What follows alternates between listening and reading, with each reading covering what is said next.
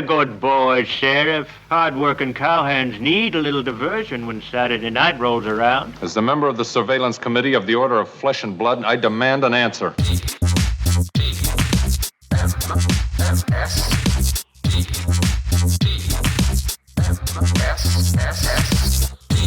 The Morning Stream. You are listening to Adele Dazeem.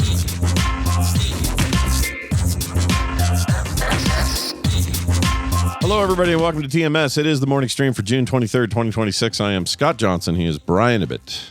Good day to you. Good Tuesday to you. It is a Tuesday, isn't it? It is a Tuesday. At some point, we should be getting our T-Mobile go get free crazy bread at Little Caesars. Sweet. And go get a free tropical cafe freeze or something like that. Sign me up, man. I'm ready for something free. Free would be good right now. Yeah, free is good. Yeah. I noticed what I'm getting a lot of free right now is a lot of free smoke floating over from the South fires. Sure, yeah. This would have been, I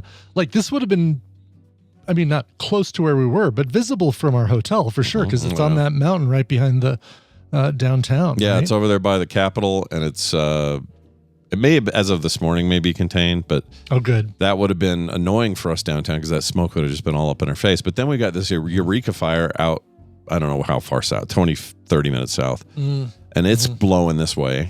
So it's just like, man, but it's perfect timing because none of you had to see that. You got to see our mountains the way they were meant to be seen. You had some nice, lovely weather while you were here for Nerdtacular, but holy shit, this week is smoke week. Yeah. Yeah, you know, I'd like to not be breathing smoke when I'm doing the MS-150 ride up there. Good point. Can Logan be smoke-free? Can that be a non-smoking section? Well, it is please? a higher elevation, and I think there are no, as far as I know, there are no big area fires out there. So you should actually be all right. Yeah. Okay. And all right. Most of the wind isn't blowing that direction, so I think you'd be okay.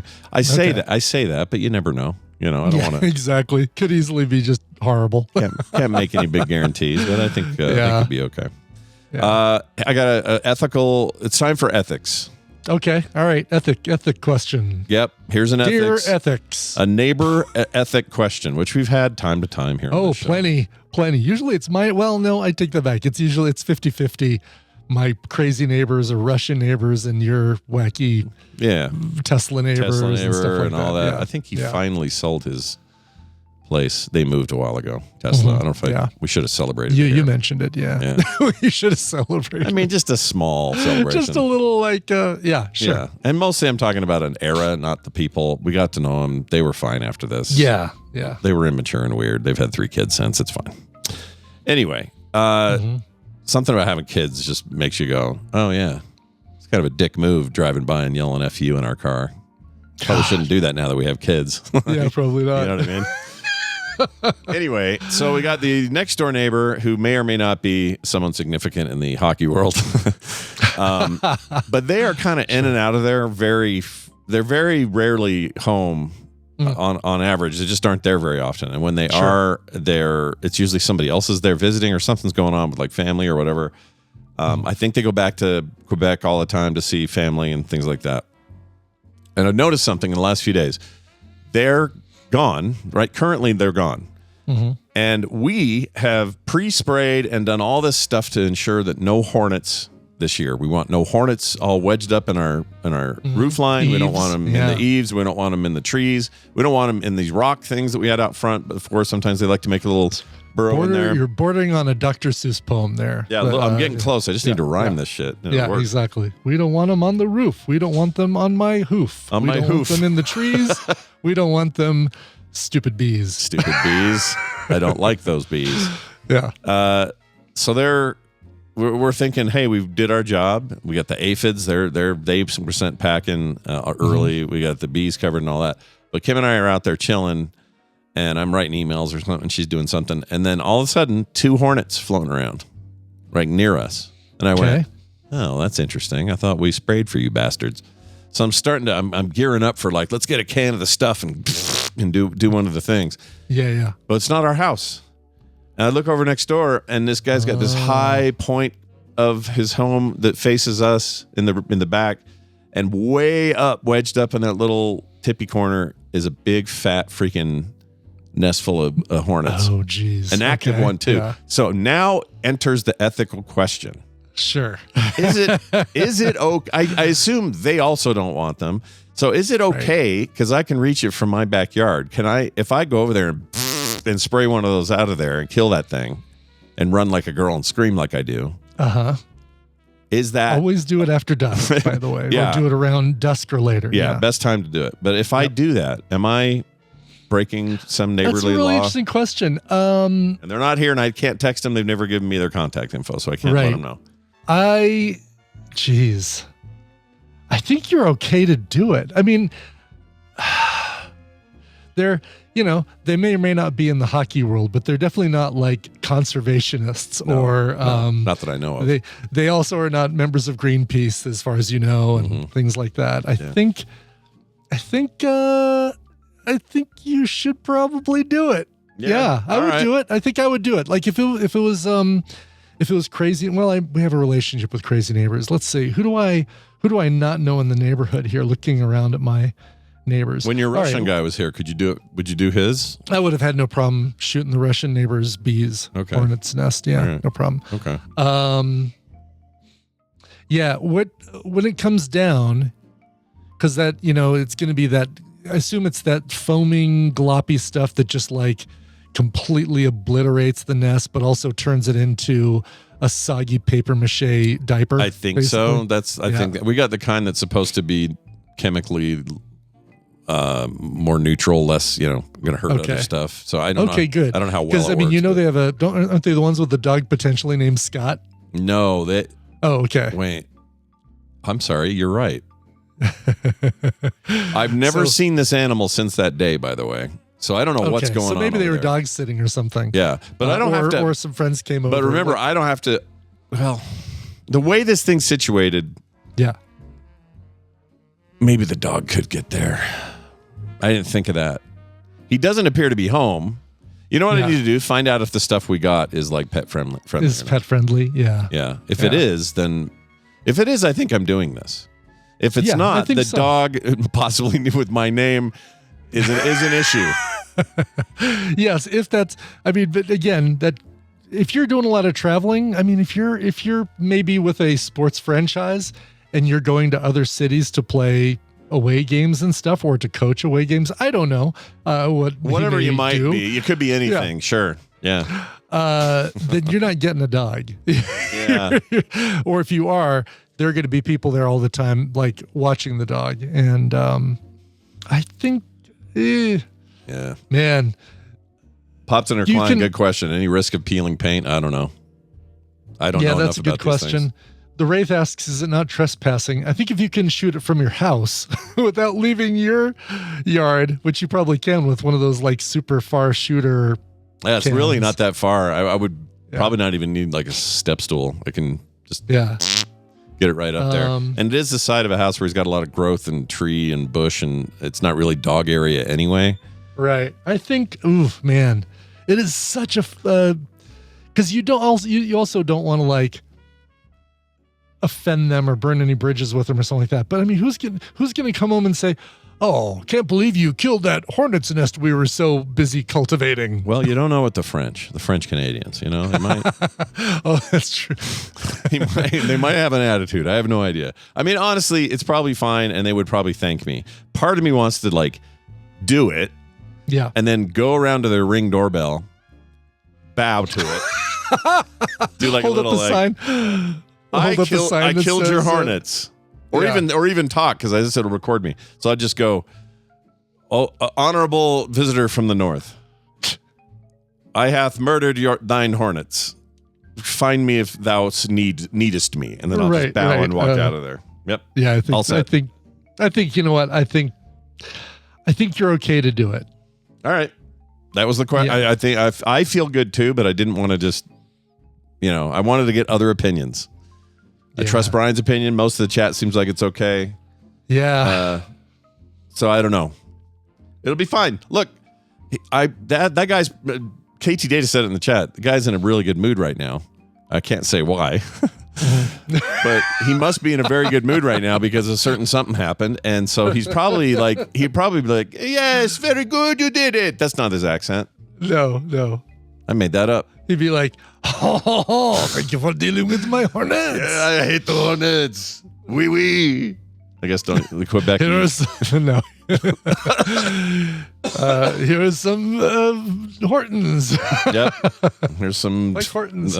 French baguettes and Hortons. That's right. Timbits. Thank you. No, that Timbits, I guess, are Australian. What are the, no, those are Timbits. Tim Hortons. Yeah, those are the ones from Canada. Oh, those are. Tim Tams are the ones Tim from Australia. Tams. Yeah. Okay. You ever get one of them Harry and David's packages? You know what I'm talking about? Yes, with the fruit. Yeah, and I just got one, and you just reminded me of it because there's a cookie type thing in there with like jam in it or something. And they have the best freaking grapefruit, like the ruby red grapefruit. That stuff. I'll be quite honest with you. I what is it? Chamfering? No, supreming. I supreme the grapefruit. Which basically means you slice the peel off. Oh. That's what that means? So whenever I peel an orange, I'm supreming the orange? No, supreming is when you do it with a knife. Like basically you're going around the outside of it to remove the peel in like strips, if I remember correctly. Interesting. I could be totally wrong. I've seen that being done before. I didn't know how to name though. Like where they peel it and it's slowly. When you go to a fancy hotel with a breakfast buffet, and they've got like, here's the sliced pineapple and here's the sliced cantaloupe and honeydew, and then they've also got the grapefruit slices that are just the inside of the grapefruit but no peel.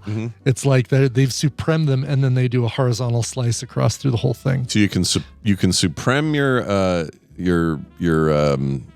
thing you just said. What'd you say? Grapefruit. You could supreme an orange too if you wanted to. So you could supreme an orange or a grapefruit, and you can supreme a burrito and or Diana Ross. Yes. Yeah. That sounds painful. I wouldn't want to do it. Well, then she calls you Dirty Diana. Yeah. But anyway, no, the Harry and David's grapefruit. It's like that stuff. I just eat it straight up, no sugar, no nothing. Just supreme it. Give me the segments, and boom, we're good. I do like a good grapefruit. Yeah, it's been a long time though. Are they in season? I don't think they are right now. Summer, pretty close. Yeah, science will find a way. They'll give us a tasteless rock of a fruit. It'll claim that it's in season. That'll happen. In my grandparents' house in California, when I would go out there before they moved to Westlake Village. They had a place in San Fernando Valley on near Mulholland. Anyway, somewhere over there. Yeah. Like the drive, like the movie. Like the drive. And they had, a couple dozen grapefruit trees. And when I would stay there, one of my jobs was to go and get grapefruits off the ground, and then also use their little they had a little it was like a cup on a stick, but it was like a half a cup.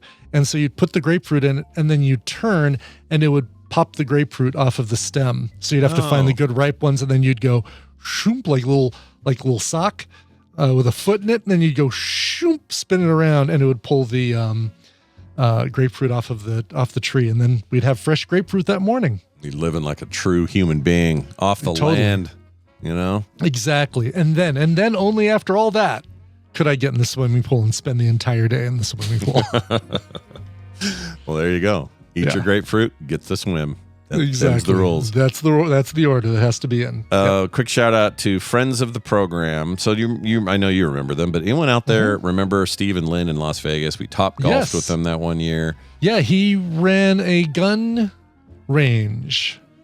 Oh, I didn't know that at the time. That's cool. At the time, yeah, he invited us to go to it, and we just never worked out, because I think it was the year we would have gone, I think, was the TMS Vegas that was going to be in 2020, and we were like talking about going to his gun range. I think you're right. Yeah. But if he still has it, then I think that would be a fun TMS thing. It'd be the first time I ever shot a gun would be at that range. Oh, you've never done a range before? Never done any. I've done a shooting gallery. That is it. That is the extent of it. You didn't do like what's it called? Is it skeet where the clay pigeon stuff? You ever do that? Shot? I guess if you haven't shot, you haven't shot. So, yeah, no. That's really fun too. Just on the Nintendo with the dog going. Well, you're as trained as anybody then. That's all you need. A little time with the NES. Listen, I've played Time Crisis. I've played House of the Dead. Yeah. I've played he shot things. Area 51. Sure. I've played all those arcade shooting games. That'd be perfect. That weird same company made it. Bally Midway made the Aerosmith game. Do you ever play that?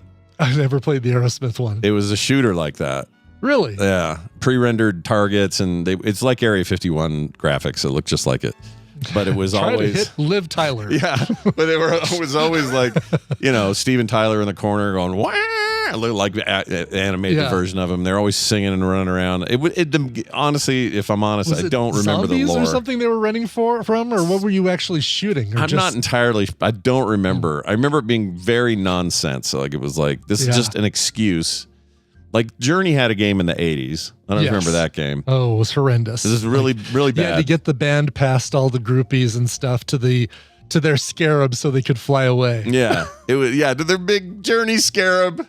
To the big Journey Scarab. I forgot about that part. Oh my God, Point Blank. Yes, you are 100% right, Gaming Savant. Point Blank is the best arcade shooter. That game was fantastic. I don't know if I know that. Point Blank. Oh, had a very cartoony, big bulgy eyed dude with a mustache was the mascot. Let's see. I had it for it was originally an arcade game, looks like. Yeah, but then they made it for the PlayStation. Oh, here it is. Is this the machine? That's it. Yeah, it's the one. Yeah. I don't know this one. Weird. I thought I'd seen all these. So good. And it was like silly games like it was like a bunch of little micro games. Like you'd have a tin can bouncing, you'd have to shoot it before it hit the ground and make it bounce again, and then shoot it again, and then another thing would be going through a warehouse or something. Like it was great. All right, and you made me curious. Might be one we cover. We haven't done a gun game on Play Retro in a while. Maybe we'll cover this one. That'd be a good one to cover. Yeah. Oh, is this the here? Is this the guy you were talking about? The mascot? Yes. He just looks like he's walking around going, Magnum, you're late for dinner again, Magnum. Totally. It's like off-brown Mario and Luigi right there. Very weird. He's going on a safari. Yeah, strange. Yeah, no, this is great. Well, that's great. Anyway, the reason I'm saying this, Steve is having his 52nd birthday this week, and Lynn had this to say. She sent this to us. She says, Steve, thank you for being such a great husband to me and a wonderful father to our boys. My only regret is that I have bonitis. That's a Simpson or a Futurama reference. Oh, okay. Happy birthday, you old fart. P.S. Your wiener is not small. It is slightly above average. That is a part I did not expect, but that's in her email. So there it is. Lynn's a very good wife, making sure that everybody knows that. That's great. Putting up with all kinds of stuff. Or is she talking to Steve or is she talking to one of us? I couldn't remember if this was a... That's a good point. She's real vague about it. What are you trying to say, Lynn? Yeah. The bonitis episode of Futurama is that's like top 4 episodes ever. So I know I've seen it because I've seen every episode except for the current season, which I'm only 3 episodes into. So I probably need to go back and watch that. A little older. I want to say it might have been pre 16:9. Okay. Which would have been early aughts, but it's basically this crazy sales guy. It's like a multi-level marketing sales guy that has this affliction called bonitis. Yeah, it's too good. It's too good. I love it. Nice. All right, Brian, what'd you get up to last night? Yeah, we watched a movie that Monica recommended, and it is called They Will Kill You. And this is very stylized action comedy horror film, kind of like the Ready or Not films, very much in that vein, but I'd say even more stylized, where the fights are almost like these choreographed dances and sliding around and noises and shoong and things like that. I mean, it's a very cool visual of the fights, and it's a lot of fights. If you don't like a lot of fighting and blood, then this is not for you. But it is takes place in a hotel called the Virgil, which Zazie Beetz shows up at, and I guess is the premise that she wants to be a housekeeper. I can't remember what she says. Says a woman takes a job as housekeeper in New York high-rise, unaware of the building's history of disappearances. She realizes the community is shrouded in mystery. There you go, and that's exactly all I'll tell you is that she shows up there with that premise.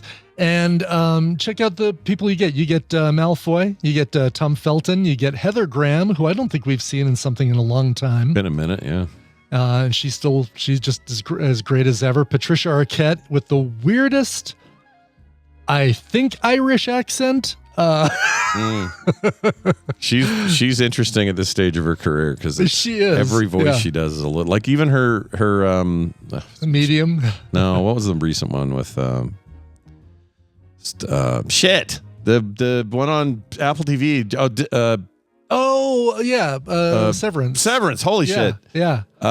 Right. Even that she affected like this strange, not accent, but like a weird vocal thing in that. Yeah. She's into it right now. That's her deal. That's you know what? I'm here for it. It's totally fine. Yeah, I keep forgetting Patricia Arquette was married to both Nicolas Cage and Thomas Jane. Oh my Lord. So she's making her way through all the Marvel Knights, basically, is what she's doing. One guy could eat a peach for hours, and the other one was hung. So there you go. Well done. That's right. Yes, exactly. What's James Remar, the pig's head? I probably don't want to know what that is yet. You don't want to know what that is, but you're James Remar from... Love him. Yeah. Everything. City and all that stuff, from everything. Yeah. It's very good. It's streaming right now on HBO. I think just landed on HBO this last weekend. And it's a lot of fun. It's a great, I don't know, it's a great kind of Kill Bill meets, trying to think of something that's got a little bit more. You remember that Triple R movie we saw with all the fighting, that Indian 3-hour epic thing? Mm-hmm. Think Kill Bill meets RRR. Oh my Lord! All right, or Triple R. You're kind of selling me on it. That's great. It's good. This is very good. I think you'll get a kick out of it. All right, cool. Tina was close, by the way. I will say this: once the fighting started in her hotel room, Monica will know, roughly where this takes place. Tina's like, yeah, I'm not sure I want to watch this. And I said, stick with it for a minute. I think you're gonna like it, because I watched the whole trailer and heard Monica's description, and Tina was totally into it by the end of it. So good. Yeah. There you go. Sometimes our wives do like what we like. Sometimes they do. Sometimes not. How many bare feet out of 10 would you give this? Oh, I'd give it out of 10 bare feet, an easy 7.5 to 8 bare feet. That's a lot of bare feet. It's a lot of bare feet. Yeah. I'm making a new movie, my 10th movie. A lot of bare feet. Blip. Oh, did we blip? No. We blipped. Oh, no. Don't tell me we blipped. I'm sorry. No. We had such an opportunity for no blip. I know. I'm sorry. Didn't want to be the bearer of bad blip. All right. Looks like it's back. Yep. No, that's good to know. So we made it 40 minutes into the stream, and we had a blip. Okay.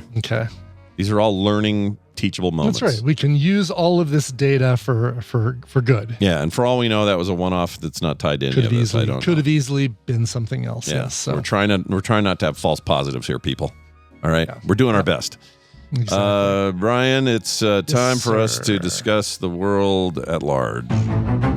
It's time for the news, and it's brought to you by Daily Music Headlines. Today you can find out all about Barbara Mandrell's mansion being reopened to the public, a new music festival featuring women-fronted acts and all girl bands, hosted or run by Olivia Rodrigo, who's having quite a moment right now. 43 songs on the Billboard charts with all the tracks basically from her 3 albums. Jeez. She's having a moment right now, that Olivia Rodrigo. I didn't know that. That is a lot of slots to hold for a single artist. Yes, it is. Crap. So good for her. Is that a record, do you know, or who holds the record? I don't know. I could see Taylor Swift having that record, yeah. Stupid Swifties. Anyway, keep going. But Anyway, lots of great stuff you can find out about by going to dailymusicheadlines.com. Subscribe wherever you get your podcasts, or add it to your Echo device by telling the lady inside it that you want Daily Music Headlines added to your daily briefing. Yeah, she'll do it. She'll do it, too. She'll do it. Yeah. Just you watch out. Yeah, watch out. She's up to no good. That's right. In today's news, we have a slight gaming story. Slight. Yeah, it's not really about gaming, but it is a story. So here it is. Gaming PC saves owner, from a bullet fired by the neighbor's dog. Great. Not the neighbor, not some kid, not whatever, the dog. Well, last week we had a dog that shot through a door or a car door or truck door at a convenience store, right? Yep. In a parking lot. Yep. Shot a lady. Yeah, we got all kinds of pet and baby problems. The dogs are finally having their day. Yeah. Dogs want their time in the spotlight, the shooter spotlight. In a story, here's how they wrote it. In a story that could have come straight from The Simpsons. Blah, blah, blah, blah. That's a terrible reference to make for this guy. Techspot.com, do better. A gaming PC owner says their rig saved them from being shot after their neighbor's dog, yes, a dog, accidentally discharged a firearm. The bullet traveled through the wall, headed toward the person, but changed its trajectory. I don't like this directory. It used CHDIR in pseudo mode, and went back to the Dewey Decimal System. Right, exactly, yeah. It changed trajectory after hitting a ram stick. Really? Oh, the most expensive part now is the ram stick. The ram stick. Which these days is more expensive than bulletproof shielding. Well, actually, I guess that's true if you put them all together. Probably is. Yeah. Redditor Angel Baby ZZ writes on the PC Master Race subreddit, they woke up in the middle of the night to a bang and glass hitting them in the face. Boy, your PC's a little close to your bed, I'd say. God, no kidding, yeah. That's where you're gooning all night. You're gooning. Gooning on your computer. Ew. While this person was presumably in a daze, the neighbor arrived crying, shaking, and repeatedly apologizing, terrified somebody had been hurt. Incredibly, it turned out that the firearm had been discharged by none other than her dog. After police arrived and investigated, the Redditor was told that they would have been hit by the bullet while they were sleeping had their PC not altered the trajectory, specifically the ram stick. The ram stick. Love it. That's my Rammstein cover band. Very excited. Oh my God. They found that the bullet under their pillow. Yeesh. Yeah. That buried the headline. No kidding. So, yeah, it really did come close. Damn. Says that it affected the motherboard and deflected off of the G-Skill Trident Z RGB RAM stick. They are so into this RAM stick, man. No kidding. They're just fascinated by this TechSpot article brought to you by the G-Skill Trident Z RGB RAM stick. Yeah, the RAM. Get your RAM sticks today before AI gobbles them up. That's amazing. Oh, fantastic. We got time for one more. Let's see. This is good. A bunch of students doing a little blackmail at school allegedly threatened to expose a teacher's OnlyFans account to get better grades, according to a warrant. Great. You'll give me an A or I'll leak your nudes. Oh, fantastic. Wow. A high school teacher in Georgia accused of sexually abusing kids was potentially blackmailed by students who discovered her OnlyFans account to get a better grade. Maris Nichols, age 25, she's a teacher at Alexander High School, allegedly had sex with a student twice. Shouldn't be doing that. Same student or? It doesn't say. Yeah. I guess they would have said allegedly had sex with two different students. Oh, maybe they probably would. Maybe, yeah. I don't trust anyone's writing anymore, so who knows? It's probably an AI bot wrote all these stories for all we know. According to a search warrant, the student was then blackmailed her with knowledge of her OnlyFans account to get a better grade. So that same student. Same student. Okay, wow. All right. Previous arrest warrants. Funny not to say I'm going to blackmail you with the fact that we had sex. Mm-hmm. It's like, no, we'll just go over to the OnlyFans page. Yeah, where you're showing your feet or whatever you do. Right. It's all kinds over there, right? It's all kinds, yeah. I have no idea. Never. I think there's a woman over there on OnlyFans who's using a Thanos Infinity Gauntlet dildo or a butt plug holder that was designed by yours truly. That's right. That's right. There's if anyone my out claim there, to fame on OnlyFans. If anyone out there's a big OnlyFans person and happened to see Brian's fist of glory, Write in about it. Let us know. Yes, please do. Or maybe you want to keep that to yourself. I don't know. Yeah, who knows? Let's see. Previous arrest warrants for Nichols she had sex with a student twice. Once on April 23rd inside of a schoolroom closet. Always smelled like glue and Chalk paper in there. Yeah. Paste. Yeah, paste. It's a high school closet. Yeah, rubber cement. There you go. Right, there we go. Not lube. Oh, gross. That would not be good lube, by the way. No. I'm not that I'd have any knowledge of that. I really don't. Let's see. Previous, another time inside of a car. But the new warrants revealed she allegedly had sex with a different student on May 3rd, and also sent inappropriate pictures and videos to several other victims. So she's the day after inside the car, she had sex with a different student. Yeah. Dang. Yeah. I don't know. They didn't say what she teaches. Let's see. Well, I think we can guess what she teaches. Yeah, I know. Well, she's teaching a lot of sex ed. I can tell you that. Yeah. But there's no I was hoping it would say, I don't know, applied English or some boring subject, but she's just like, I'm going to do it with my students and fuel my sexual addiction online. Yeah.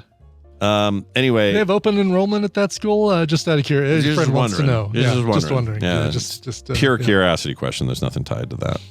Oh, they haven't charged the kids, and they haven't decided if they're going to with blackmail, because the other stuff she did was so much worse. They're like, all right, well, these are just dumb kids trying to, wow, kids try to get better grades in lots of ways. I was failing a class because of attendance. Yeah. And because I drew a picture of the teacher mutilating a cat because it was a biology class and we were doing cat dissections. I drew that for him. He saw it. I thought I was in trouble, pulled me in his office and says, if you let me have this drawing, if you finish it and let me keep it, I'll move your grade up to pass. I'll give you a C. Seriously? Yeah. Really? To this day, it's a bit of a blur why that worked or happened. Now I question, was he a psycho and he just depictions of you know what I mean? You know what? He saw something in you and said, if I do this, I'm going to foster his creative direction, and he's going to be a famous cartoonist and podcaster someday. There you go. That had to be it. And he's banked. Yeah. He's cashed in sometime. It worked. Yes, exactly. Yeah, well done, Mr. Forgot his name. But he wore a lab coat, looked like a nerd.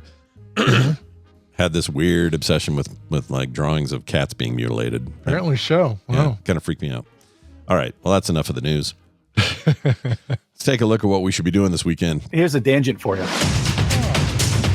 Be careful, may cause drowsiness. Well. What do we have here? It's Dan Patrice, everybody, the tabletop man, and also a hardworking dude in the pharmaceutical world. How's it going, Dan? Right. Greetings, programs.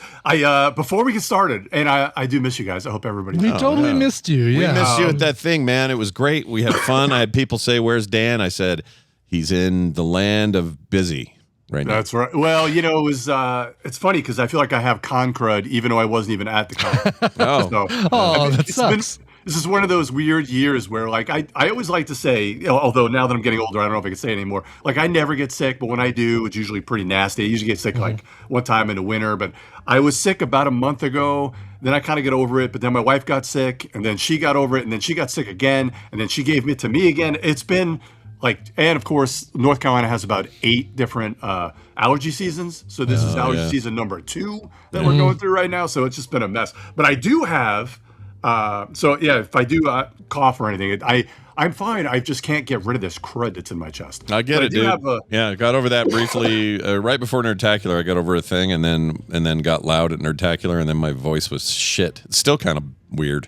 It's not exactly right. It's a little rough, but it's probably better than it was for sure. Way better. Wow. That first few days, I thought I was. Yeah. I was a different person. Yeah. I was going to have to reintroduce myself to everybody. I do have a good stray bullet story for you guys. Oh, really? Let's hear it. Yeah. So being here in lovely North Carolina, pretty much, even though Apex, where I live, is kind of growing quite a bit, we have friends that live kind of a little bit further away in New Hill, which is basically Apex adjacent, but it's still kind of the middle of nowhere enough where they have got a bunch of acres, and they're kind of in this piece of land that's kind of next to US 1, which is it's kind of like a middle of nowhere but major highway. Well, a friend of ours, she was doing the dishes one day, and a bullet came through the window right in front of her and missed her and went into the wall. Wow. And so what ended up happening, like, long story short, when you get to the bottom of everything, there's a dude that's on the other side of the highway, which is like acres away. So apparently this guy, he's also in the middle of nowhere. He's got like a big berm or whatever, what you're supposed to do. He was just firing bullets, I guess, in his backyard. And one must have went through the ground, like where you have it all built up. Like, you have dirt built up behind the targets and everything. It must have went through there, went across the highway, and then went through their land and then hit into their house. Now, all of this sounds like amazing BS. If I didn't know the person and didn't see the window, I'd be like, okay, whatever. Yeah. But the whole thing is like, when the cops were talking to him, they're like, well, there's not really anything we could do because they have all the things in place. It's far enough away. This is kind of like a freak accident that there's really, we could ask him, and the guy was, apologetic. He's not going to pay. I don't even know if he paid for the window or anything, but basically, he had to basically make sure he built back his crap up. But it's just insane how like stray stuff like that. I always worry about the ones they shoot in the sky. Like you're like, yeehaw, and then bang, bang. And then those go somewhere. And they come down pretty far, and they hit whatever terminal velocity is for a bullet of that size. And if you're under there, you can get whacked in the head maybe or something. So I do remember, so Brian, well, both of you guys are, I don't know if this movie was ever on Film Sack, but do you remember a movie in which that happened? It was a comedy. No. How old? God, it sounds really familiar. How old is it? So it's probably about 20 years old. I'll tell you, the late great James Gandolfini was in it. That's about shooting. Oh, is that the Mexican? Yes, the Mexican. Yeah. Okay. I don't remember that. Brad Pitt and Julia Roberts. Oh no, it wasn't Julia Roberts. It was not Julia Roberts. the elf queen. What's her name? Kate Blanchett. Kate Blanchett, and she got. I thought it was Julia Roberts. I thought it was Julia Roberts too. I thought it was her, and she's laying in the bus, and then. Bang! Suddenly, there's something happens through the bus window, and no. Like, so this is one where it happens kind of at the beginning, where they're. Went through a tunnel. You're back. There we go. Now you're back. Okay, good. Yeah. All right. So. Well, we thought you were back. You're not back. Maybe you're not back. Oh no, you're back now. Are you back? Am I back now? I think you're back now. Yeah. Okay, I'm sorry. No, you're good. So it's the guy. Remember the kid? He was from Numbers. I think he's actually playing Supergirl's dad. Is it Krumholtz? Is that his name? The new Superman's dad? New Supergirl's dad. Supergirl's dad. So, and he was in the Numbers. He was also the elf in. Is it David Krumholtz? Yes, David Krumholtz. Yes. That's it. Anyway, so he's playing a big schmuck at the beginning of the movie, and he's got, he shoots a bullet up in the air, and it comes down, and it just puts a big hole in his skull. Oh. Okay. Okay, that is not what I was thinking of. The one I'm thinking of is called Babel, 2006. It's Brad Pitt and Kate Blanchett, and there is this exact kind of scenario, but it happens while they're on vacation somewhere. They're in a bus, and suddenly a bullet, out of nowhere, they were just chilling and watching the scenery go by. A bullet just rips through that window and hits Kate Blanchett in the neck. Oh. And Brad Pitt freaks out. He doesn't know what to do. And that's the one I was thinking of. Babel. Is that Babel? Like the tower. Like the drama. It was a drama. Yeah. Okay. It's really quite good, if I remember right. Overall, it's like a good movie, but that scene was like, whew. That's rough. Jeez. Yeah, thanks a lot, fellas. Yeah. So before I let you know about a fun little card game, what could you guys tell me the most fun game you guys got to play while at Nerdtacular? Oh man, I didn't get to play anything at Nerdtacular. Oh, no way. I was so busy. I was so busy with everything. We were swamped. There was no way. I made 2 trips walking through the board game room, but never played. However, I did bring a game there that a lot of other people enjoyed called Da Da Da, which was purchased by Iceworm, who couldn't make it to Nerdtacular, and said, I'm going to buy a game, give it to you, take it to Nerdtacular, and then it's yours after that. And it is a game where you invent a language to describe cards that you place out, and it was hilarious. We played it before. We played it at a Denver Tadpole meetup, and it was such a great game. BioCow was in there saying, Da Da Da was so much fun, and Fleming, cool. And yeah. So big thumbs up to Da Da Da. Yeah, no, that's cool. I didn't have a chance to play anything either, but we did have, the room was popping. People are in there having a great time, and all sorts of stuff in and out of there, and all that. There was one of my only regrets. But I never had time. Even back when we did this at Snowbird, I never had game room time. It just never happened. No. Vegas, we make a chunk of time and go, this is for board games, and we all sit and do them. Where there's nothing else going on that has to be right. It has to be done. Yeah. So it is always tough, especially when you guys are running the thing. That's why people always talk about like, oh, hey, I want to play games with you because when the charity I run, the Gamers for Cures every year, it's an 18-hour board game marathon. People are like, oh, make sure you sit down and play games. And when you're running around with a chicken with your head cut off, just running things, you never have a chance. No matter, especially like the thing like Nerdtacular, you got days. And you're like, nope. Still don't have days. So I totally get that 100%. So let me ask you guys this. Being, you guys aren't, I wouldn't say quote unquote Midwest, but so every kind of area has a little bit of kind of trick taking game, whether it be spades or euchre. Sure. Euchre is like the famous Midwest one, and spades is more of a Southern thing. People play hearts, people play different versions of anything. Are there any kind of trick taking games that you guys, that you gravitate towards or that you learned? Well, when I was younger, there was a game called Smash, and our family was obsessed with it. You played it with regular decks of cards, but everybody had their own deck. And so if you could have up to 8 people, and it meant 8 decks of cards, and the only thing you had to do is make sure that none of the card backs matched, because you had to be able to count whose cards were who at the end and do a score thing. This Smash game, literally for like a good, 10 years of my youth, probably from age 12 to 22, if our families were together, we were playing Smash. That's the one where you've got everybody, when you grab an ace, you put in the center, people are trying to put the next card on top sequentially while they're playing kind of a solitaire. Yeah, that's exactly it. Yep. Yes. And you have your 11 pile, which is the pile you're trying to get rid of, and then we called it hell. It is kind of hell a little bit. Yeah. That game rules though, and it was like such a big part of my growing up. But it was, just playing cards. It wasn't like an actual game. But and that's what's always so much fun, especially at different, especially over the summer too. I'm like different family gatherings, whether it be 4th of July, holidays, things like that, or the summer where you're just kind of hanging out on the weekend and stuff. I always played a lot of spades. For anybody out there that doesn't know, kind of a trick taking game is like one person, for a very, very easy one person will lead a certain suit, and then everybody kind of has to follow suit, and the highest card of that trick ends up winning it. When you get your card, you're kind of looking at what you've got, and you're going to make bids, and then you're going to have different bids, and you're trying to get your bids, and you're going to get different points. Right.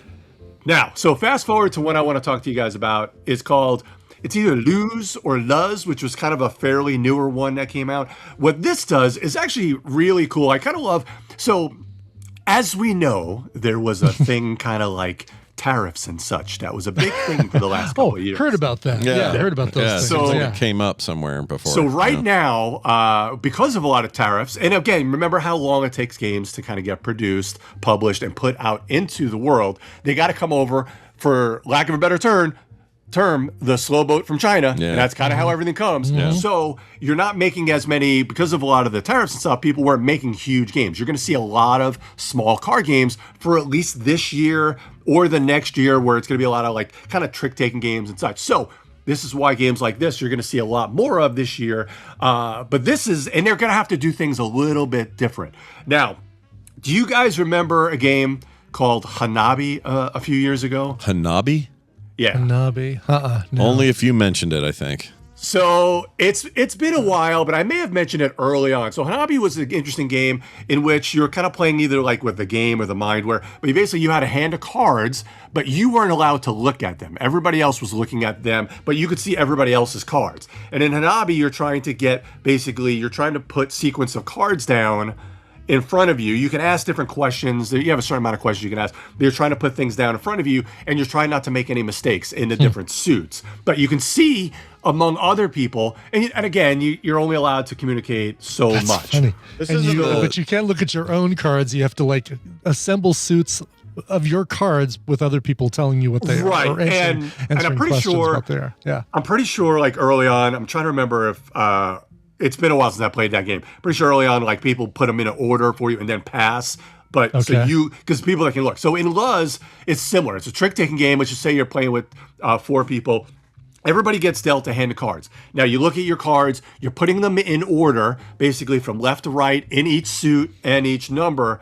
And then you're kind of putting them together and you're passing them to the right. So the person on the right then cannot look at them, but then flips them up. Now, the key here is that when it's handed to you, the thing you do know is that, let's just say there's 3 purple cards that you can, because the backs are the same color as the front.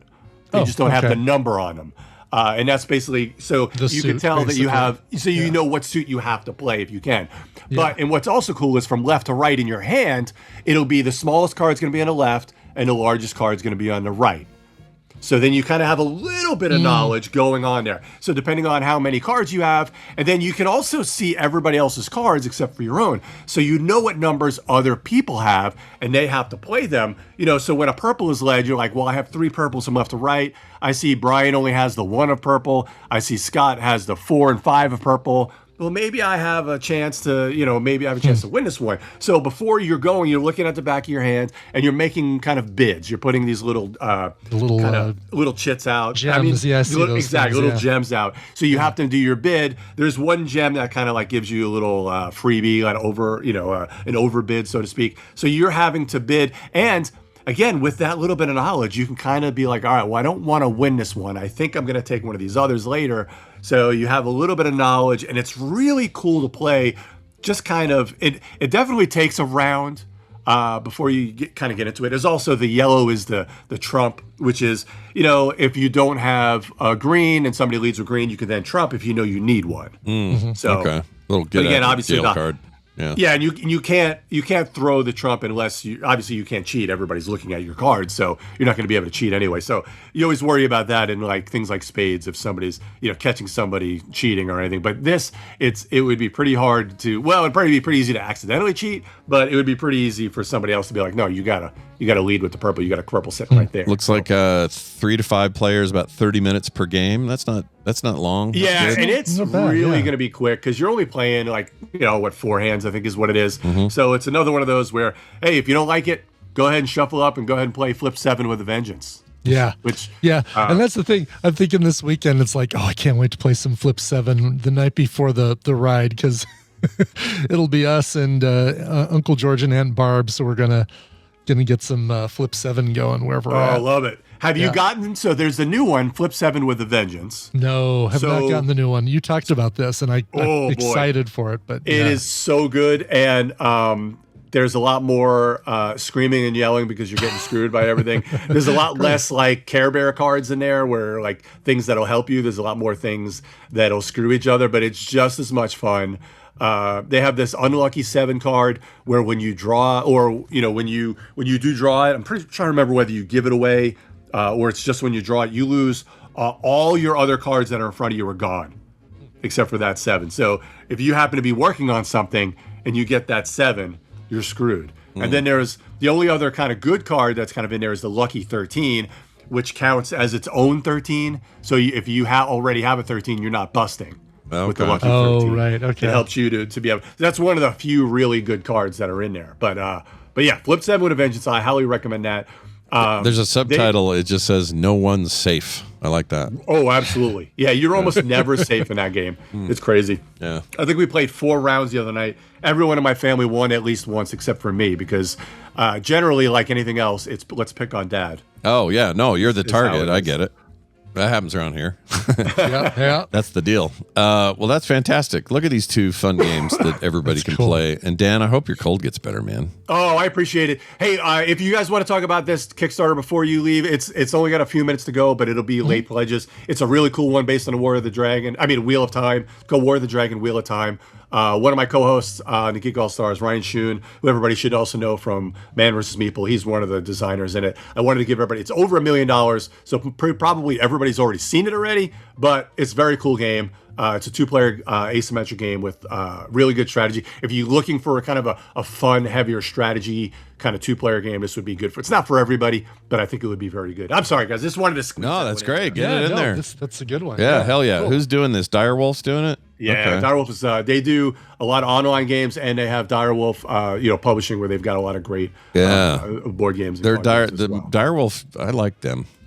They make rad shit. They're also in Denver, Brian. So if you ever want to tour the Direwolf Studios, that's probably. Oh, Yeah. I wonder if they're the ones who make Clank, a tour. Yeah. Clank and Dune Imperium and such like that. So I mean, you guys have definitely heard of those Direwolf. Yeah, those guys are great. Go check it out. War of the Dragon, Wheel of Time. Just search for War of the Dragon Kickstarter. You'll get it. That's how I found it. Super easy search. And like you said, it's in post support, but you can still get in there while you can. Dan, I hope you feel better. Best to the family, and may all hockey coaches take care of their bees. Yeah, let's go Caves. Go Caves. Wait, go Caves? Did you say go Caves?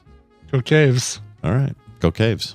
I don't know who the Caves are. The Man Caves. Go Man Caves. The South Carolina Man Caves. Fantastic. Hot news team. Can't wait to see how they do. All right, moving down the road. I got a video I need to share with you. Okay. This is something I found on TikTok that happens sometimes, and sometimes I find them so funny that I have to share them. And this time I have to share it on the air. I don't know why this got me so funny. Here, let me make sure it looks okay before I play it. Whoops. Let's do. Oh, jeez. All right. So some guy just following some guy in a dually truck, one of these big, ridiculously sized trucks. Super wide. But no, I'm not going to haul your mattress. Yeah. So here's what he does. He just decides in his own car, he's filming, this was dash cam. He decides to make his own song. So here you go. I'm a big boy, I'm a real big boy. I'm a big boy, I'm a real big boy. I got a big wiener and I drive around town. A big old wiener make my mommy proud. To drive around town, got a big old weenie and I drive around town. It goes on like that. He does this for like 3 blocks, and I couldn't stop laughing at it. I don't know why I found that so funny, but I had to share it. I think the only inaccurate part is that the guy has a big wiener. Clearly, the size of that truck, he has a very small wiener. Yeah, I think he's compensating is what he's doing. I think he's compensating. For listeners only, that was a huge dually, I think F-350 or something. Trucks that only should be used for like massive moving shit. Like there's no point in this to be a commuter car.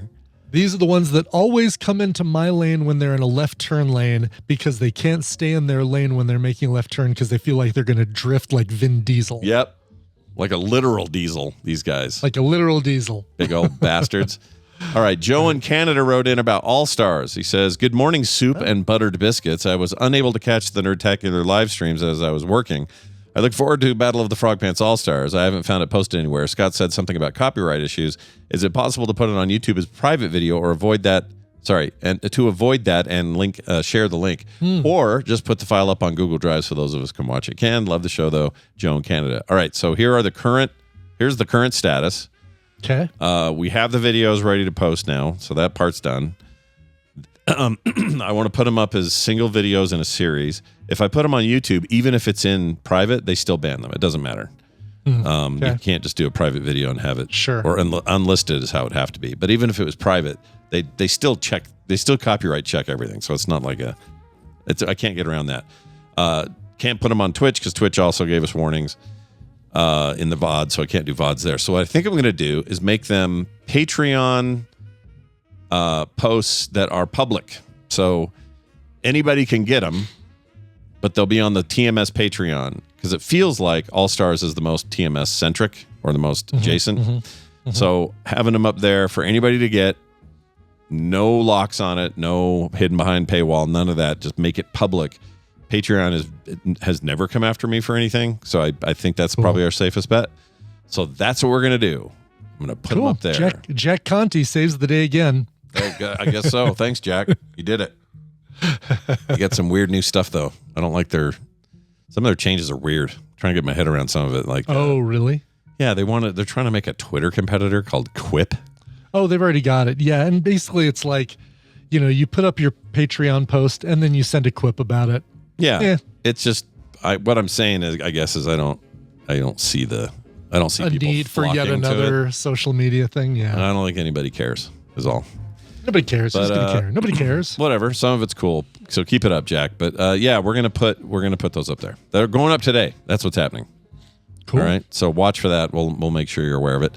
James the Trucker had some thoughts, and we'll share them right here. Hey there, fellas. This is James the Trucker. A couple of days ago, Brian was talking about people coming out of the stalls in the bathroom with their toothbrushes. And he said they're sleeping in the stalls. I think he was kidding. But I just want to remind everybody, Little America is a truck stop. And half of those guys with toothbrushes have been driving all night or getting ready to pull out in the morning, and trucks do not come equipped with sinks. So we go in and take care of everything we need to and get back to work. Love the show. Bye. They ought to do that. Put a little sink in there. You know, they should in the toilet area. Yeah. I guess I was half kidding because those rooms were closed and they remained closed the entire time. I went in and did what I had to do and he came back out. I think my joke was they fell asleep in there. Oh, I see. But that makes more contextual sense now that you say it that way. Yeah. But yeah, I mean, we're gonna be driving by the Little America again on Friday. Woo! Yeah, man, Little America. It's a good stop. Yeah. Right in the middle of nothing. Yep, I like a nothing stop. Makes you realize civilization's not as far as you think. Dollar cones too. Big old ice cream cones. Still have that. Jeez. Yeah. I guess that's a lot in the 50s, but now that's cheap. And no zero drinks in their fountain drinks. It's all like Diet Coke, Diet Pepsi, Diet Dr. Pepper, but no like Coke Zero or lame. Get with the times. Cans or bottles or something. Get with the times, you slacker asses. Exactly. Guys, we're done with the show. Frogpants.com/TMS. If you want to be like one of these messages that came in, we used a couple of methods to get that. The voicemail came to us at voicecast.app/TMS. And if you would rather text us, you can still use that as well, or email us at themorningstream@gmail.com. More stuff coming up today. I think what will be our finale of the Resident Evil 9 playthrough, part 9, funny enough, will be today. How appropriate. Yeah. Very appropriate. 1 p.m. Mountain, me and John. Come see us. Come hang out. Should be a good time. And if you can't come to it live, we'll put it up on YouTube after, so don't worry about that. Brian, you got anything today that you want to mention? Nope. Just a big old bike ride. Tiny.cc/bike Coverville if you want to do any last minute donations to the MS-150. That ride is taking place on Saturday, and looks like there's going to be a few friends that are going to be there watching me take off from the starting line and come back at the finish line. So nice. Yeah, we're going to go forward to it. We're going to go up there on we'll get up there late Friday, and then we're going to stay. We got a points thing. Got a free hotel basically. Nice. Free hotel room. Yeah. Listen up, dipshits. We got a free hotel room. Anyway, so that way I can be like Bernthal. But it's only like 0.6. But we're gonna literally walk to the starting, I think, because it's that really? close. From where the hotel is? That's great. Yeah, I think it's just like a La Quinta or La Quinta, whatever it is. La Quinta, which means Spanish for next to Shoney's. That means. If it doesn't mean that, it sure should. It sure should. Yes. I miss Shoney's.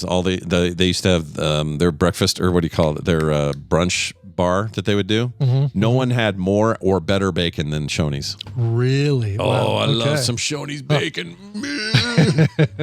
Probably took years off my life. Anyway, let's get to today's song. What do you have?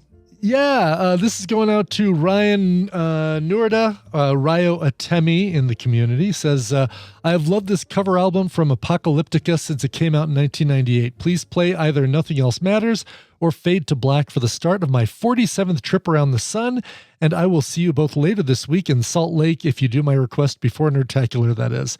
Well, guess what, Ryan? I'm doing it after, but we still saw you at Nerdtacular, and now you get to hear this request afterwards. Yeah. So he's a good dude. Been around for a long time. Good to have him. Good dude. Yeah. This is your choice of Fade to Black. This is the live version by Apocalyptica from the album is called Apocalyptica Plays Metallica by Four Cellos, a live performance. Came out in 1996, and it's really, really good. I trimmed it down from its original 7 minutes.